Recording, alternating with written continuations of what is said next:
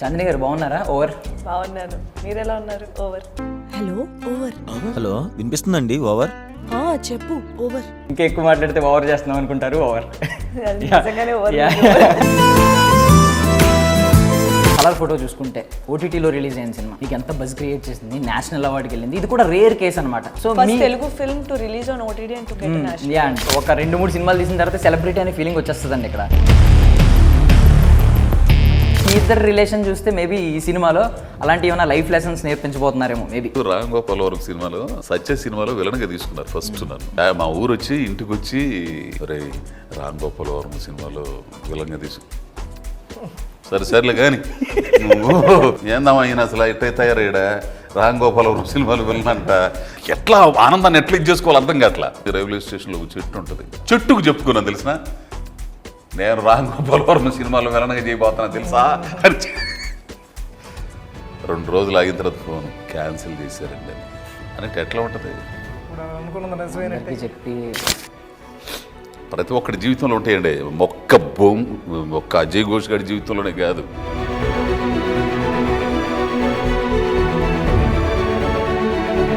ఇట్లాంటోడు ఎటువంటి పరిస్థితుల్లో పెళ్ళాం చేత ఇసిరి బయట వేస్తుంది బ్యాగ్ తెలిసి ఎలా బయటికి ఒకసారి కనపడ మా కంటికి ఎక్కడికెళ్తాడండి. ఇలాంటి అజయ్ ఘోష్ని మేము ఇప్పటివరకు చూడలేదు సార్.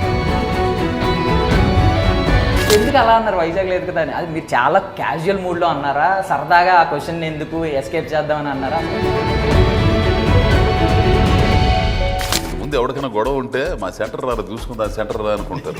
నీకు దమ్ముంటే ఫేస్బుక్లోకి రారా అనే గాడికి వచ్చేసింది ఎవరు. Ladies and gentlemen, boys and girls and my dear nibbies and nibbas, welcome to Filmy Focus. నేను మీ ప్రియమైన దర్శన్. నాతో పాటు ఎవరున్నారంటే, మొన్న పిల్లలకి అనే వయసులో మనకు ఎందుకురా బాబు ఇవన్నీ అంటే నాని అనమాట జెర్సీ సినిమాలో అర్జున్గా ప్రూవ్ చేసుకున్నాడు. ఇప్పుడు మనవళ్ళు ఎత్తుకునే వయసులో మనకెందుకురా అని అంటే మూర్తి గారు అనమాట ప్రూవ్ చేసుకోబోతున్నారు. మనతో పాటు మ్యూజిక్ షాప్ మూర్తి గారు ఉన్నారు అండ్ అలాంగ్ విత్ మన బ్యూటిఫుల్ ప్రెషియస్ వెండి అండ్ మా డైరెక్టర్ అనమాట. మాట్లాడేద్దాం. హాయ్ అండి, ఎలా ఉన్నారు? నమస్తే నమస్తే సార్. నమస్తే సార్. సో చాందిని గారు బాగున్నారా? ఓవర్. బాగున్నాను, మీరు ఎలా ఉన్నారు? ఓవర్. ఇంకా ఎక్కువ మాట్లాడితే ఓవర్ చేస్తున్నాం అనుకుంటారు. ఓవర్. అది నిజంగానే ఓవర్. సో వెండి అనేది ఒక కొత్త ఎలిమెంట్ క్రియేట్ చేశారు ఆ రోజుల్లో. అంటే సీరియస్గా చెప్తున్నాను, మీరు మధురం షార్ట్ ఫిల్మ్ కింద ఇప్పటికీ కమెంట్స్ వెతికితే చాలా కమెంట్స్ ఏముంటాయంటే మా లైఫ్లో చూసిన ఫస్ట్ షార్ట్ ఫిల్మ్ అని. నేను కూడా కాలేజ్ టైంలో చూసాను అనమాట. అది ఫస్ట్ టైం చూసిన షార్ట్ ఫిల్మ్. ఆ తర్వాత కనెక్ట్ అయ్యాం. అంటే ఒక 10 minutes 5 to 10 minutes. అవును, దట్ వాజ్ ద లాంగెస్ట్. ఇది లాంగెస్ట్ 1 hour ప్లస్ ఉండడం, అది అప్పుడు అంత చూడడం, అంత హిట్ అవ్వడం అప్పుడు పెద్ద విషయం. సో దాని తర్వాత ఇప్పుడు కలర్ ఫోటో చూసుకుంటే ఓటీటీలో రిలీజ్ అయిన సినిమా మీకు ఎంత బజ్ క్రియేట్ చేసింది, నేషనల్ అవార్డుకి వెళ్ళింది. ఇది కూడా రేర్ కేస్ అనమాట. So first Telugu film to release on OTT and to get national. Yeah అండి, యా. సో నేనైతే చూడలేదు తెలుగు అని మీరు అంటున్నారు. నేనైతే బయట కూడా నాకు తెలియదు మరి. అంటే నాకు తెలిసిన పరిధిలో అయితే అలా వచ్చినట్టు వేరే లాంగ్వేజెస్లో కూడా నాకు తెలియదు. డైరెక్ట్ ఓటీటీలో రిలీజ్ అయ్యి నేషనల్ అవార్డు వచ్చింది. అది మన సూరారాయ్ పోతూరు కానీ అది మన సినిమా తర్వాత రిలీజ్ అయింది. ఓకే, అది అయితే ఎలా అయినా ఫస్ట్ సినిమా మందే నేషనల్ అవార్డు చూసుకున్నాం. సూర్య ఫ్యాన్స్ ఫీల్ అవుతుంది. సో బేసిక్గా ఏంటంటే ఇప్పుడు ఇలాంటి రేర్ కేసెస్లో ఉన్నాయి. బట్ స్టిల్ మీరు స్టీరియోటైపిక్ ఆలోచనలో లేరు. నాకు అది నచ్చింది మీలో. అంటే మీరు ఫస్ట్ ఏమన్నారంటే నేను హీరోయిన్ కంటే ముందు యాక్ట్రెస్ని ఫస్ట్ నాకు అది కావాలన్నారు. చూడండి, నాకు అక్కడ బాగా నచ్చింది అనమాట. దీనిలో కూడా ఒకటి నచ్చింది. ఇప్పుడు మళ్ళీ అది రీకలెక్ట్ చేస్తే నేను కోపడతారేమో, బట్ మళ్ళీ మెన్షన్ చేస్తాను. చాలామంది వీళ్ళు అంటూ ఉంటారు కదా, ఏంటి సింపుల్గా ఉన్నారు, ఏంటి ఊర్లో ఇలా తిరిగేస్తున్నారు ఏంటి సార్ అని చెప్పి. బట్ ఆయన అస్సలు ఒరే నా ఊరు రా బాబు, నేను తిరుగుతున్నాను రా బాబు, అరే నా బట్టలు ఇవే ఉంటాయి రా బాబు, ఇంటి దగ్గర కూడా అంటూ ఉంటారు. అది ఒక పనే కదండి. What ever comes by product అన్నది, అది బై ప్రోడక్ట్, అది సెపరేట్ గానే చూడాలి. అదే మన పర్సనాలిటీ కింద చేసుకోకూడదు ఎప్పుడు.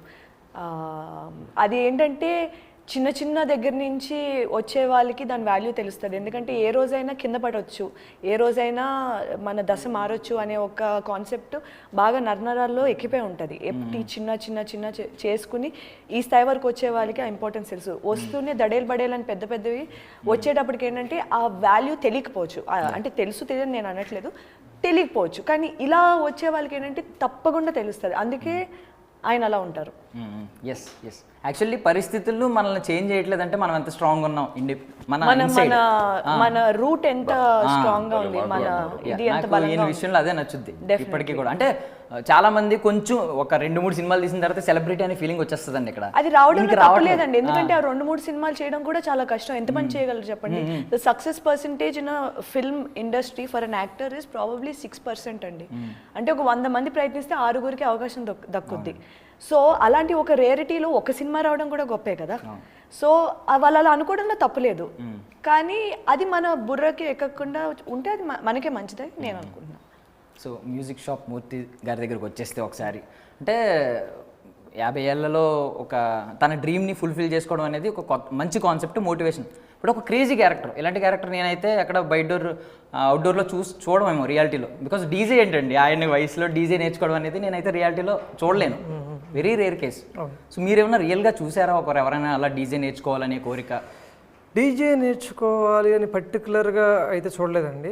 బట్ చాలామంది వాళ్ళ ఓల్డర్ ఏజెస్లో చాలా సాధించిన వాళ్ళు చాలామంది ఉంటారు, ఉంటారు కూడా ఖచ్చితంగా. సో అంతేగాని కరెక్ట్గా డీజేనే మ్యూజిక్ షాప్ నుంచి డీజే అయ్యాడు అనేది అయితే లేదు అక్కడ.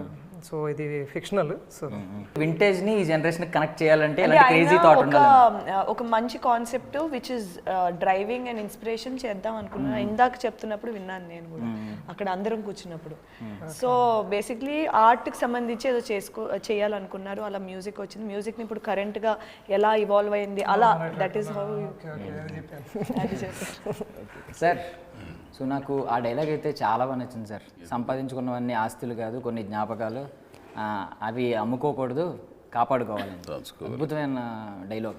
అంటే మీరు ఇంకో డైలాగ్ అన్నారు కదా, అంటే 18-20 ఏళ్లలో మూర్తి, ఇప్పుడు 50 ఏళ్ల మూర్తి అని చెప్పి. అప్పుడు 20 ఏళ్ల మూర్తికి ఇప్పుడు 50 ఏళ్ల మూర్తి. సో అది జెర్సీ సినిమా నాకు గుర్తొచ్చింది ఫస్ట్ ఆఫ్ ఆల్. అంటే ఆ మోటివేషన్ అన్నావే లోన ఎంత స్ట్రాంగ్గా లేకపోతే నువ్వు అన్నావు, పల్లె మాట అన్నావు అసలు అద్భుతం. లోన ఎంత స్ట్రాంగ్గా లేకపోతే సంపాదించుకునే అన్ని ఆస్తులు కావు, జ్ఞాపకాలు. వాటిని దాచుకోలే కానీ అమ్ముకోకూడదు. వాటి విలువ తెలియనోడు అడిగితే డబ్బులు ఎందుకు అమ్మేయచ్చు కదా, షాపుని 24 గంటలు కష్టపడతావు ఎందుకన్నా, డబ్బులు కట్టలేక అమ్మేసే అని అంటున్నా. ఎంతో ప్రేమించే షాపు సంగీతం, ఎక్కడ ఎంఎస్ సుబ్బలక్ష్మి, ఎక్కడ మంగళంపల్లి, ఎక్కడ మహమ్మద్ రఫీ, ఘంటసాల, ఎంఎస్, పెద్ద పెద్దోళ్ళ రికార్డులు మళ్ళీ దొరకవు. ఒకనొక టైంలో ఆ అమ్మాయి అడిగితే అవి నాకు ఇచ్చేస్తావు అని ఇవ్వను. అండ్ ఇంటర్వ్యూలో అదే ఇంటర్నెట్లో ఏంటంటే యూట్యూబ్లో ఒక ఇంటర్వ్యూ ఉంటుందండి. ఓల్డ్ ఏజ్ ఒక చిన్న కిడ్, ఒక బాగా ఓల్డ్ ఏజ్ అనమాట, లైక్ 70+. సో వాళ్ళిద్దరి చిన్న ఇంటర్వ్యూ ఏంటంటే మొత్తం లైఫ్ లెసన్ అంతా నేర్పుతుంది. సో నాకు మీ ఫ్రెండ్షిప్ కూడా, అంటే కింద కమెంట్స్ ఉంటాయి దానికి, లైఫ్ లెసన్స్ మొత్తం ఒక చిన్న ఇంటర్వ్యూలో నేర్చుకున్నాం అని చెప్పి. అంటే ఒక చిన్న కిడ్ అండ్ ఒక 70+ అడల్ట్ మాట్లాడుకుంటారనమాట. ఇంటర్వ్యూ నాకు అంత క్లియర్గా ఐడియా లేదు, జస్ట్ ఇప్పుడు థాట్ గుర్తొచ్చింది. అంటే మీ ఇద్దరు రిలేషన్ చూస్తే మేబీ ఈ సినిమాలో అలాంటి ఏమైనా లైఫ్ లెసన్స్ నేర్పించబోతున్నారేమో మేబీ. అంతకంటే లక్ష్యాన్ని ఎంచుకున్న ప్రతి ఒక్కరికి కూడా అంతకంటే లెసన్స్ ఉంటాయి ఇందులో. ఒక స్వచ్ఛత, ఒక పవిత్ర స్నేహం కానీ, ఒక స్వచ్ఛత కానీ సమాజం దృష్టిలో ఎట్లా ఉంటుంది, కుటుంబాల దృష్టిలో ఎట్లా ఉంటుంది, మనుషులు ఎట్లా ఉంటారు, ఏ విధంగా అర్థం చేసుకుంటారు, ఆ పరిస్థితులు కూడా మనిషిని ఎట్లా వెనక్కి లాగుతాయి. ఆ లాగిన తర్వాత వాటికి అతీతంగా వాళ్ళ స్నేహం ఎట్లా కొనసాగింది. నాకు ఆ సీన్ అయితే నిజంగా ఎంత బాగా నచ్చింది. మొత్తం అంతా అయిపోయి వస్తాడు కదా మూర్తి, వచ్చిన తర్వాత ఒంటరికి కూర్చొని ఉంటాడు, బాగున్నా మూర్తి కదా వచ్చి, బాగున్నావు మూర్తి అని అంటే, ఏమన్నా తెలిసింది సార్, ఆ అమ్మాయి కనపడదు. మాకు కొన్ని అంతే, కొన్ని సీన్లు చాలా అద్భుతంగా ఉంటాయి. బా అదే మీరు ఎంత కనెక్ట్ అయ్యి ఉంటే అంతలా ఏడుస్తారు అక్కడ. అంటే ఏడవటం కాదు అసలు, ఆ ఫీలు. వీళ్ళు ఏంటండి ఇప్పుడు 25-50 బేసిక్గా మనకి రిలేషన్స్ అనేవి ఎలా ఫామ్ అవుతాయి అంటే సేమ్ ఐడియాలజీ, అది అక్కడ కోర్ పాయింట్. మనం అది కులం చూడడం, మతం చూడడం, లేదా జెండర్ చూడడం, లేకపోతే ఇంకోటి ఏమి చూడడం, రేస్ చూడడం. ఎప్పుడైనా సరే మనస్తత్వాలు కలిస్తే స్నేహాలు మొదలవుతాయి, దాని వయసు వీటితో సంబంధాలు ఉండవు. అప్పుడు ఆ స్నేహంలోంచి ఒకరికొకరు ఎలా సపోర్ట్ చేసుకుంటారు, ఒకళ్ళు ఎలా మోటివేట్ చేసుకుంటారు. ఇప్పుడు మనం ఇంట్లో చెప్పుకోలేని కూడా కొన్ని స్నేహితులకు చెప్పుకోవాలి. ఆ స్నేహితులు చెప్తే కొంచెం మనం రిలీఫ్ అవుతాం. అలాంటి స్నేహాలే వీళ్ళిద్దరి మధ్యలో అది. సో సార్ ఒకటి ఇందాక మీరు అన్నారు కదా చాలా స్ట్రాంగ్ అని. మేబీ ఈ సినిమా చూసిన తర్వాత మేము ఇంకా మిమ్మల్ని స్ట్రాంగ్గా చూస్తామేమో, బట్ స్టిల్ మీకంటే మాకు స్ట్రాంగ్గా ఇంకొకరు కనిపిస్తున్నారు సార్, మీ వైఫ్ సార్. అయ్యో ఆమె చాలా నేను అప్పుడప్పుడు నేను అహంకారంతో నేను పెడితే తింటున్నారని అన్న మాట అంటే ఏది నువ్వు పెట్టేదే, ఏది నువ్వు చేసేది, మానే ఎవడి కిందంట 2 ఎకరాలు శనగేసుకుంటా పిల్లకాయలను బతికించుకుంటా, నువ్వేంది సంపాదిస్తానంట, ఎవడు సంపాదించట్లా పెళ్ళాం బిడ్డల కోసం. ఎంత స్టెబిలిటీ లేకపోతే అమ్మా ఒక ఆడదానికి. అది ఇంకొక డైలాగ్ విన్నాను సార్, మీరు Q&Aలో చెప్పారు ఏంటంటే ఇంకా అవ్వట్లేదు ఆపేద్దాం అనుకుంటున్నానని చెప్పి. అదైతే అమ్మా అసలు సాంబలక్ష్మికి నాకు అదే ఇంకా ఆ డైలాగ్కి మెంటల్ వచ్చింది అనమాట. అంటే రీల్లో చూస్తాం కదా స్క్రీన్ మీద, అలాంటిది దానికి వచ్చే గూస్ బంప్స్ కంటే ఎక్కువ వచ్చింది, వితౌట్ బీజిఎం వితౌట్ ఎలివేషన్. ఆ డైలాగ్ ఒకసారి చెప్పండి సార్ అసలు ఏమంట. అయ్యా వెళ్ళావు తేల్చుకోనరా, ఇక్కడ నేను పిల్లల్ని నేను చూసుకుంటా, నువ్వు తిరిగి వచ్చావు అనుకో ఇక్కడ వాళ్ళకి నేను సమాధానం చెప్పలేను, వెళ్ళావుగా పో. అసలు అదే సేమ్ అదే మా సాంబలక్ష్మి గుర్తుకొచ్చింది. అంటే ఓకే పిల్లల గురించి వచ్చింది సార్. ఇప్పుడు యాక్చువల్లీ మీకు 2 మగపిల్లలే కదా? 2 కొడుకులే. యా సార్, మరి ఇందులో ఏమో ఆడపిల్లలు, ఒక కొత్త కోరిక తీరింది. నిజంగా పిల్లకాయలు అప్పట్లో బాగా ఏది ఉంటే తిని అట్లా బతికారయ్యా. నిజంగా వాళ్ళు అంటే గొప్పని కాదు, అందరూ ఇదవుతారు అర్థం చేసుకుని. ఇప్పటికి కూడా నేను చేసే క్యారెక్టర్ల గురించి కూడా వాళ్ళు విశ్లేషిస్తుంటారు. అదేం క్యారెక్టర్, అది కాదు, ఇది ఇట్లా చేసి ఉండాల్సింది, ఇట్లా మాట్లాడు, అట్లా మాట్లాడు, ఇట్లా మాట్లాడు, మొహాటం లేకుండా అసలు మామూలు కడిగి పారేస్తారు అసలు. అబ్బాయిలు కాబట్టి చనువు ఉంటుంది కదా, కడిగి పారేస్తారు అసలు. అంటే వాళ్ళే రియల్ క్రిటిక్స్ యాక్చువల్లీ, మొహమాటానికి పోకుండా కరెక్ట్గా చెప్తారు. ఈ సినిమా కోసం నాకంటే ఎక్కువ తపన పడుతుంది వాళ్ళే. నా షూటింగ్స్ కొన్ని క్యాన్సిల్ చేసుకున్న చాలా మాటలు పడ్డాను, అవసరం ఉండే నువ్వు అదేదో చూడవయా శివన్న సినిమా అది బయటికి రానిడా కొంచెం పోయి చెప్పబోయా, ఏ ప్రమోషన్స్ అవి ఉంటాయి చేయవయా అనేవాళ్ళు. సో వాళ్ళు మనం ఏదైనా సరేనండి, మనం ఏదైనా అనుకుంటే ముందర కుటుంబ సభ్యులకి చెప్పాలి, కథ అనుకున్నా కానీ ఏదైనా వాళ్ళకి నిజంగా నచ్చి విమర్శిస్తారు ఖచ్చితంగా. నాకు ఫస్ట్ రామ్ గోపాల్ వర్మ సినిమాలో సత్య సినిమాలో విలన్గా తీసుకున్నారు ఫస్ట్ నన్ను.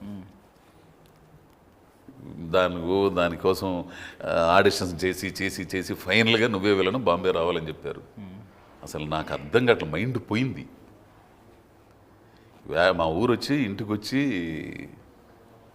ఆడ పెద్దోడు కాలేజీ నుంచి వచ్చి రే రామ్ గోపాల్ వర్మ సినిమాలో విలన్గా సరేలే కానీ నువ్వు సరే అక్కడ రామలేశ్వరరావు దుర్గా ఉంటారు కానీ వాళ్ళకి పోయి చెప్పులే ఏందమ్మా ఈయన అసలు ఇట్ట తయారయ్యాడా రామ్ గోపాల్ వర్మ సినిమాలు వెళ్ళనంట అనగానే ఎవరు నమ్మట్లా. ఈడు రెండో వాడు వచ్చిన తర్వాత రే ఆయన రామ్ గోపాల్ వర్మ సినిమాలు వెళ్ళనంటారు.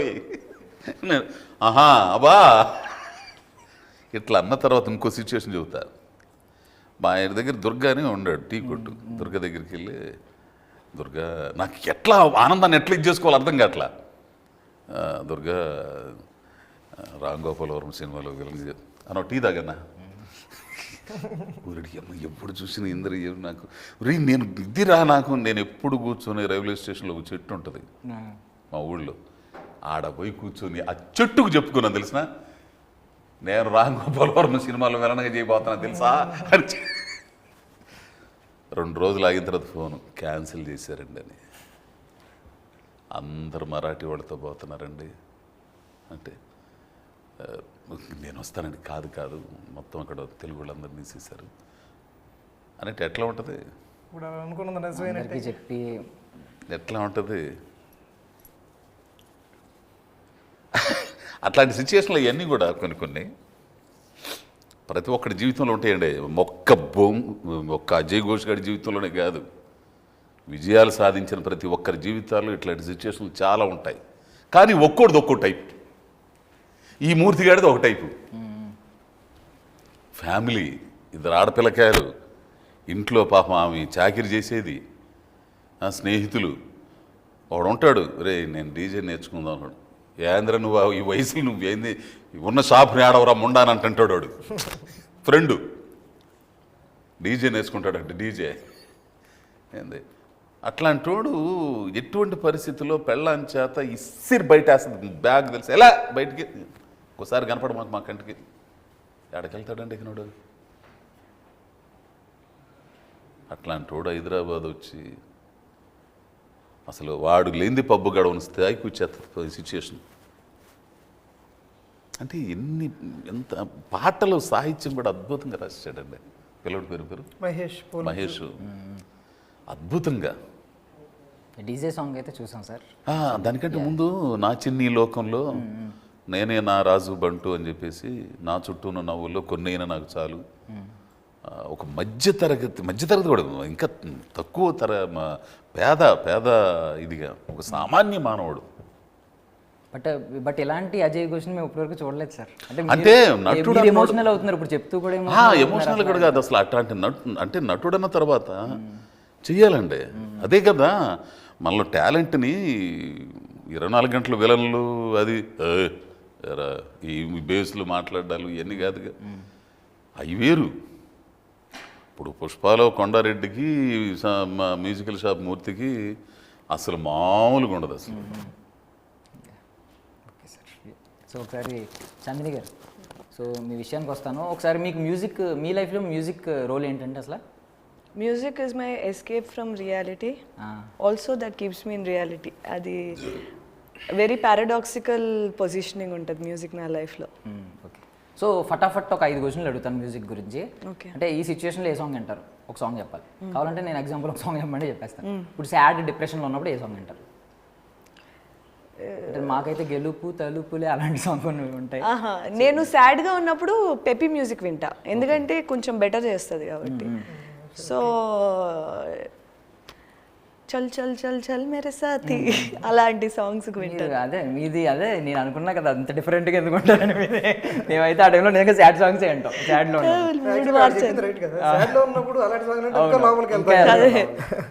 కరెక్ట్. సో మోటివేషన్ అవసరం అయినప్పుడు ఎలాంటి సాంగ్స్ ఉంటారు? మౌనంగానే ఎదగమని, అది నాకు చాలా ఇష్టమైన పాట. నైస్. అంటే ఇప్పుడు లవ్ ఫీల్ కావాలనుకోండి. ఇప్పుడు అంటే నేనైతే ఒక లైక్ బయటికి వచ్చి చూస్తే టైం ఏమో 3 o'clock ఆ సాంగ్ వింటారు. ప్లెజెంట్గా ఉన్నప్పుడు అంటే ఎంత ప్రశాంతంగా ఉన్నారంటే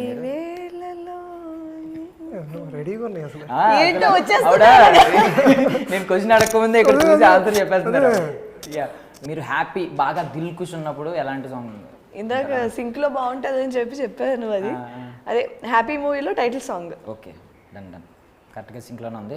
ఒక క్వశ్చన్ అడుగుతానండి, అంటే మీరు నెగిటివ్గా తీసుకోవద్దు. ఓకే. మొన్న Q&Aలో ఎందుకు ఆ మాట అన్నారు నాకు అర్థం కాలేదు. అంటే IPL గురించి అడిగితే ఏ టీం అంటే మా వైజాగ్ లేదు కదా ఎలా అన్నారు. దాని గురించి వాళ్ళు ఏదో నెగిటివ్గా తీసేసుకుని అందులో ఏమీ లేదు. ఇప్పుడు నేను ఇక్కడ ఉన్నాను, తెలుగు రాష్ట్రాలను సపోర్ట్ చేయను, నేను ఇప్పుడు హైదరాబాద్ని సపోర్ట్ చేయను, నేను RCBని సపోర్ట్ చేస్తాను. మరి అలా అంటే నన్ను కూడా బ్యాన్ చేస్తారేమో మేబీ ఇలా అనుకుంటే. బట్ వాళ్ళు ఎందుకో అంత దాన్ని పెద్ద సీరియస్గా తీసుకునే కొంతమంది ఉన్నారు. అసలు మీరు ఎందుకు అలా అన్నారు వైజాగ్ లేదు కదా అని? అది మీరు చాలా క్యాజువల్ మూడ్లో అన్నారా, సరదాగా ఆ క్వశ్చన్ ఎందుకు ఎస్కేప్ చేద్దామని అన్నారా? అసలు రియాలిటీ చెప్పండి. అంటే నేను చెప్తాను దానికి. యాక్చువల్గా దానికి ముందు అతను సార్ని ఏదో అడిగారు క్వశ్చన్. అంటే వీళ్ళిద్దరికి మధ్యలో ఒక కనెక్షన్ ఉంది కదా, మీరేంటి మీ ఇద్దరు డేటింగా అన్నట్టు క్వశ్చన్ అడిగారు. డబుల్ మీనింగ్ అతనే. సో దానికి కౌంటర్ కింద సో ఆయన దానికి ముందు డబుల్ మీనింగ్ క్వశ్చన్స్ అడిగారు. సో మాకు అది నచ్చలేదు. అంటే ఈ ఒక్క రీలే బాగా ట్రెండ్ అవుతుంది, ముందు వెనక ఎవడో చూడట్లేదు కదా మీకు. అదేగా జాతర, అదేగా. ఇప్పుడు అక్కడో మొక్క తీసి పెట్టి పడేసి ఏంది దాని ముందేమన్నారు వెనకేమన్నారు ఏం జరిగింది అది ఏం అవసరం లేదు. పెట్టేసి ఏమంత చేతిలో ఉంటుందిగా అంతే అయిపోయింది. అమ్మా తిట్టుపడి నొక్కేసాం. ఇంతకుముందు ఎవరికైనా గొడవ ఉంటే మా సెంటర్ రారా చూసుకుందా, సెంటర్ రా అనుకుంటారు. నీకు దమ్ముంటే ఫేస్బుక్లోకి రారా అనే కాడికి వచ్చేసింది.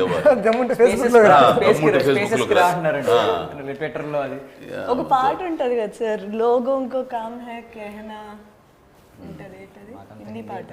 నాకైతే సో బేసిక్గా అదే అండి జరిగింది దాని ముందు ఒకటి పైగా there is a very little of that అది మనం అవుట్ ఆఫ్ ప్రపోర్షన్ జనానికి అదే కావాలి ఏదైనా కానీ. So before end You are also feeding into that. The lesser you feed into it, the better that is. ఏదండి ఒకసారి You are also feeding into that negativity కదా. The lesser you do it, the better it is. ఎందుకంటే it's not affecting me. Yes super. Because నా intention నాకు తెలుసు, నా దగ్గర ఉన్న వాళ్ళు తెలుసు. అదే నేను అందుకే అడుగుతున్నాను, క్యాజువల్గా తప్పించుకోవడానికి చెప్పారా, ఎందుకు చెప్పారని నేను ఎందుకు అడుగుతున్నాను అంటే నాకు తెలుసు కదా, నేను మిమ్మల్ని నేను తెలిసిన వాళ్ళు తెలుసు. యా యాక్చువల్లీ మీరు నేను ఇది థర్డ్ టైం అవునా? గుర్తులేదు. ఓకే వదిలేండి, అందుకే నేను అంతా అడిగాను. ఓకే సార్, ఫైనల్గా మీరు ఫస్ట్ చూడగానే యారోగెంట్ ఏంటి, ఇంత యారోగెంట్గా ఉంది ఏంటి అని అన్నారు. తర్వాత ట్రావెల్ అయిన తర్వాత మొత్తం ఒపీనియన్ మారిందని అన్నారు. ఆ చిన్నది ఏంటి, ఎలా చూసినప్పుడు ఎలా ఉంది, ఎలా మారింది ఒపీనియన్ మొత్తం?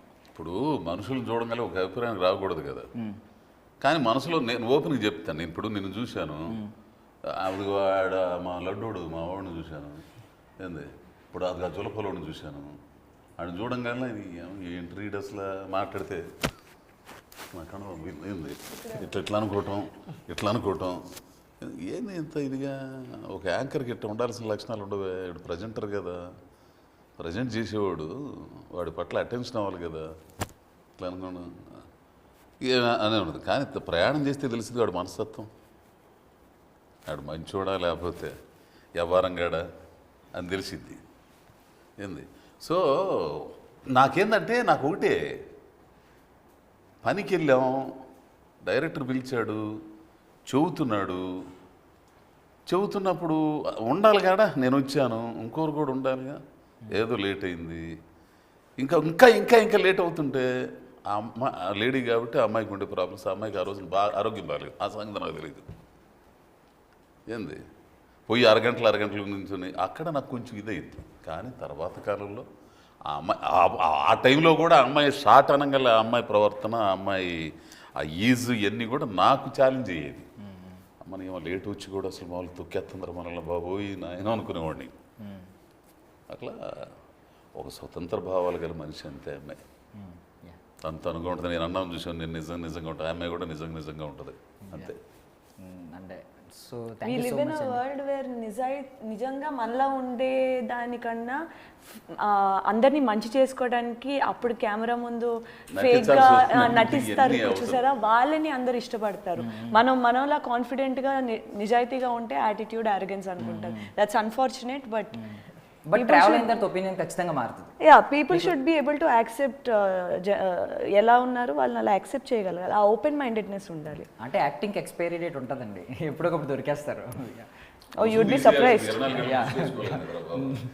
ముసుగు తీసినప్పుడు మేకప్ అనగా మేకప్ తీయాలిగా. సో ఇది సినిమా తర్వాత మేము కూడా మా ఇంట్లో క్యాసెట్లు ఇవన్నీ ఎత్తుక్కుంటాను, కలెక్ట్ చేసుకుంటాను. నాకు కూడా భలే గుర్తు, అసలు అవన్నీ తెలిసిన ఎట్లా ఉంటాయి తెలిసిన, అది రీల్ పోతే ఏంది దాన్ని మళ్ళీ తీసి పెన్సిల్ పెట్టి తిప్పి ఏంది ఆ ఈట్లు పడితేనే ఏమన్నా కర్ర అంటది మధ్యలో. అసలు ఇట్లాంటి దాంట్లోంచి వచ్చాం, అసలు అవన్నీ తీపి జ్ఞాపకాలు బాబు. అసలు ఈ రోజు మీరేముంది టక్కన కొడితే సెల్లో కొట్టంగా ఎప్పుడు ఎక్కడియో వచ్చేస్తారు. నేను అవన్నీ చూశాను సార్, చూసి వచ్చాను సార్. 90s కిడ్ సార్, నేను అన్ని చూసాను సార్. ఇది గ్రామ్ఫోన్ రికార్డు చూసాను, గ్రామ్ఫోన్ కూడా చూసాను. అది స్లో అయితేనా రిపీట్ అవుతా ఉంటుంది సార్, ఆగిపోతా ఉంటుంది సార్. అవును సార్. బట్ ఈ సినిమా రిజల్ట్ ఎలా ఉంటుందో తర్వాత పెడితే, ఫస్ట్ అయితే ఒక బిగ్గెస్ట్ కాంప్లిమెంట్ నాకు అనిపించింది ఏంటంటే, భానుచందర్ గారు లాంటి వాళ్ళు, ఆయన మీ గురించి అన్నారు కదా, వాళ్ళిద్దరూ సెలెక్ట్ చేసుకున్నారంటే సినిమాలో ఖచ్చితంగా ఏదో ఉంటుంది అని అన్నారంటే, అది ఎంత మీ మీద ఎంత నమ్మకం ఉంది జనాలకి, ఒక పెద్ద స్టార్స్కి. ఏం చేసావు ఇక్కడ ఇంతవరకు వచ్చావంటే, అంత మహావాళ్ళ వాళ్ళకి మన మీద ఇలాంటి ఇంప్రెషన్ ఉందంటే, అది that it self is an achievement అని నేను అనుకుంటున్నాను. ఫైనల్గా ఇంకొక క్వశ్చన్ అడుగుతున్నానండి. ఫైనల్ అని చెబుతానే అనుకున్నాను. యాక్చువల్లీ ఇప్పుడు మలయాళం సినిమాతో కంపేర్ చేసాం మనం, అంటే ఒక మంచి సినిమాని. బట్ నా దృష్టిలో ఏంటంటే, మలయాళం సినిమా అనగానే మనం కొంచెం ఎక్కువ కనెక్ట్ అవుతున్నాము. ఎందుకంటే కొన్ని రివ్యూస్లో నేను చూస్తూ ఉన్నాను, గామి రివ్యూలో కొంతమంది చెప్పారు, ఇదే సినిమా మలయాళం నుంచి వచ్చుంటే ఇంకా ఎక్కువ కనెక్ట్ అయ్యి ఉండేది ఆడియన్స్కి. అంటే ఆడియన్స్ ఒపీనియన్ కూడా అలా ఉంది. లేదు ఇప్పుడు మారుతున్నారు. ఎందుకంటే కరోనా తర్వాత ఆ కాలంలో వచ్చిన ఓటీటీలో వచ్చినాయి అన్ని దాదాపు 100 సినిమాలు ఎన్నో, తమిళ కానీ మలయాళం కానీ కంటెంట్ ఉన్న సినిమాలు చూసి, ఇంత ఇది ఉంటుందా ఈ సినిమాల్లో అనేది అప్పుడు రిలీజ్ అయ్యారు. చూసి అట్లాంటి కంటెంట్ సినిమాలను ఇప్పుడు కూడా ప్రోత్సహిస్తున్నారు మెల్లగా నిదానంగా మారుతుంది. మారుతున్నారు. ఆ క్రమంలోనే గామిని చూడడం కానీ ఇంకా బలగం కానీ ఇట్లాంటి సినిమాలను చూడడం కానీ ఉందన్నమాట. సో ప్రేక్షకులది ఎప్పుడు తప్పు కాదండి. ప్రేక్షకులకి మనం చూపించే ఇది చెప్పాలా, వాళ్ళ దగ్గరికి తీసుకెళ్ళాలా. అంతేగాని మనం చూడట్లేదు ఏం చూడకపోవడం ఏంటంటే వాళ్ళు సిద్ధంగా ఉన్నారండి. ఇంతకంటే ప్రసార మాధ్యమం ఏముందండి, వినోద మాధ్యమం ఏముందండి. వాళ్ళు 100 కోట్ల సినిమాలని చూస్తారు, 3 కోట్లు పెట్టి సినిమా తీసి చూస్తారు. బాగుంటే తడతారు, భుజం తడతారు, బాగుంది అబ్బాయి అని. So thank you so much sir for your valuable time. Thank you అబ్బాయి. జూన్ 14వ తారీఖు రిలీజు. థియేటర్లకు వెళ్ళి చూసి ఆశీర్వదించమని కోరుతున్నానయ్యా. సో మ్యూజిక్ షాప్ మూర్తి కూడా మల్టీలింగ్యువల్గా మారాలని, ఇక్కడ సక్సెస్ అయ్యి ఎంట గెలిచి రచ్చగెలచాలని, బయటికి వెళ్ళాలని, ప్యాన్ ఇండియా వెళ్ళాలని మనస్ఫూర్తిగా కోరుకుంటున్నాను సార్. థ్యాంక్ యూ బాగా చేసేవారు అయ్యా. That's all for now. This is Darshan signing off.